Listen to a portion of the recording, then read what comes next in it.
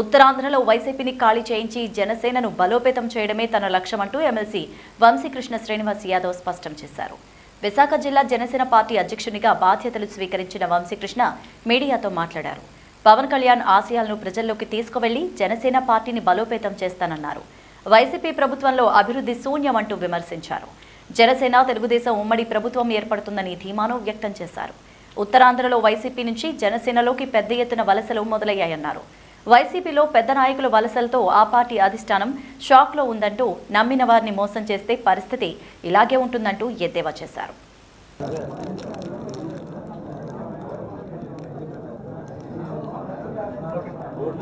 నన్ను విశాఖపట్నం అధ్యక్షులుగా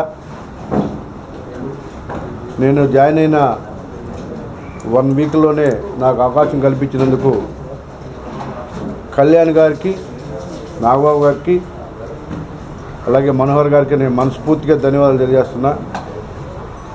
కళ్యాణ్ గారి యొక్క నమ్మకాన్ని నేను వమ్ము చేయకుండా విశాఖపట్నంలో పార్టీని బలోపేతం చేయడానికి నేను శక్తివంచన లేక కృషి చేస్తానని, ఆయన అంచనాలకు మించి వర్క్ చేస్తాను. విశాఖపట్నంలో 98 వార్డులు తిరిగి ప్రతి వార్డులో కూడా జనసేన జెండా ఎగరవేయడానికి నా వంతు కృషి చేస్తాను. అన్ని పార్టీల కంటే కూడా జనసేన పార్టీ విశాఖపట్నంలో బలంగా ఉందనే విధంగా నేను కృషి చేసి విశాఖపట్నంలో ఉన్న ముఖ్య నాయకులు అందరినీ కూడా కలుపుకొని వెళ్ళి రానున్న రోజుల్లో పార్టీని ప్రతి ఒక్కరు కూడా భాగస్వాములు చేసుకొని ప్రతి ఒక్క నాయకుడిని ఇప్పటివరకు పనిచేసిన జన సైనికులను అందరినీ కూడా కలుపుకొని పార్టీని పూర్తి స్థాయిలో నేను బలవంతం చేస్తాను. గత పార్టీ పెట్టి నుంచి నేటి వరకు కూడా పార్టీకి పనిచేసిన ప్రతి ఒక్కరికి కూడా ఇంపార్టెన్స్ ఇస్తూ ఎవరికి ఎక్కడ సముచిత స్థానం కల్పించాలో కల్పించుకుంటూ ఈరోజు కళ్యాణ్ గారి యొక్క అంచనాలని పూర్తి స్థాయిలో జనాలు తీసుకెళ్తాం.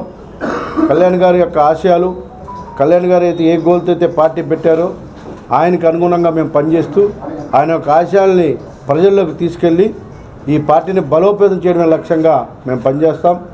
నవరత్నాలు 2 రత్నం, ఇది 3వ రత్నం. ఈ 3వ రత్నం వల్లే విశాఖపట్నంలో నాయకులు అందరూ ఇబ్బంది పడుతూ ఉన్నారు. ఈ 3వ రత్నం వల్లే మాలాంటి వాళ్ళందరూ కూడా బయటకు వచ్చారు. ఈ 3వ రత్నం వల్లే ఏయూలో ఉన్నటువంటి వైఎస్ఆర్ కాంగ్రెస్ పార్టీ సానుభూతులు అందరూ కూడా పార్టీని వదిలేశారు. ఎస్టీ బీసీలు అందరూ కూడా ఇవాళ ఒక్క ఓటు కూడా వేసే పరిస్థితి లేదు. ఆ 3వ రత్నం వల్లే ఈ ప్రాబ్లమ్స్ అందరు నాయకులకి.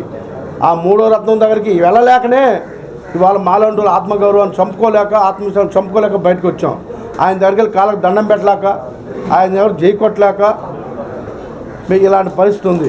మరి ఇచ్చుకున్న ఆశ్చర్యపడవసరం లేదు ఆ 3వ రత్నం కూడా.